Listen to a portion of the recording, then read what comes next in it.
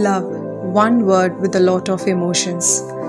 Welcome, guys. I know you all are waiting to hear our third series. It's a love story from the book A Story Rewritten. I would like to thank each and every one of you guys for staying tuned and supporting us through all our episodes. So let's get into our today's talk. It's a love story. So I would like to start with this question. What is love? How do you describe love? What do you think about love? Yes, so guys, have you ever noticed that the definition of love keeps on changing all the time as per the person and the situation? Have you guys ever noticed about it? If not, try to ponder on it. So, if we ask a 5-year-old baby, what is love or what do you love? She might immediately reply back saying, I love an ice cream, I love chocolates. If we ask a 12-year student, what is love? He or she might say about friendship because it is the age where friends take a predominant role in their life.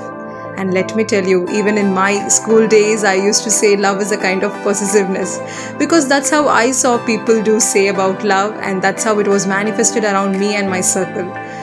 So coming back, when we ask the same question to a 18 to 20-year-old, he may say or she may say, it's a feeling in the stomach where butterflies fly. So basically the play in oxytocin and dopamine hormones. It's a hormonal change. So they refer to their own feelings. If we ask an old-aged people, they would say love is their family.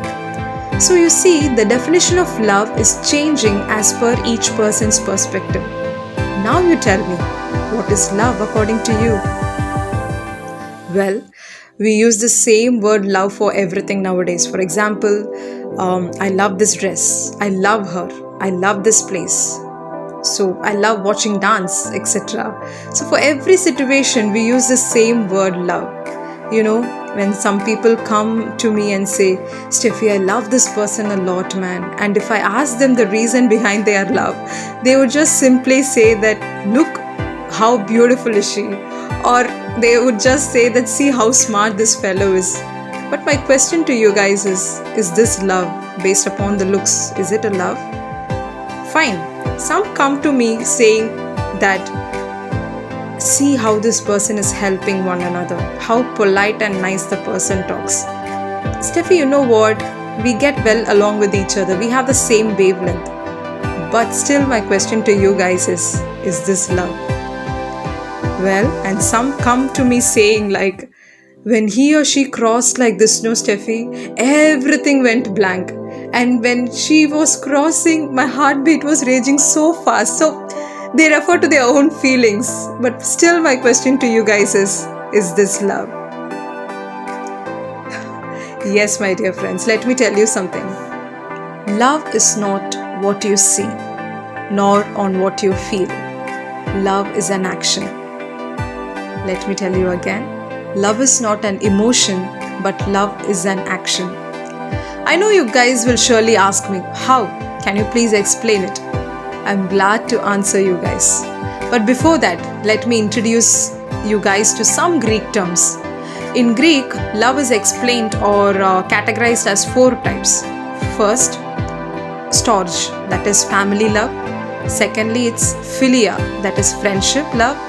Third, it is eros, that is romantic love. And finally, agape, that is unconditional love. So people, I will explain in my upcoming series how love is an action and it's not an emotion.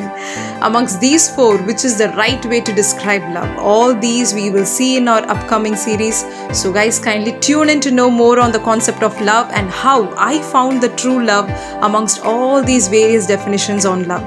Always remember, love is not an emotion, but it's an action.